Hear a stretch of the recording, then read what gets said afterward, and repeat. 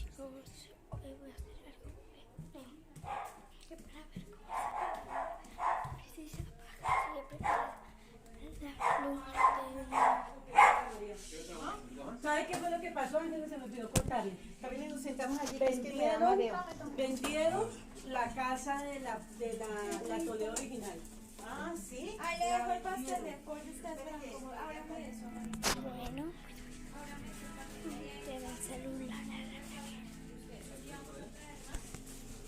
¿Y leche? Oigan, ¿por qué no compraron leche? No compraron leche. Hubieran aprovechado de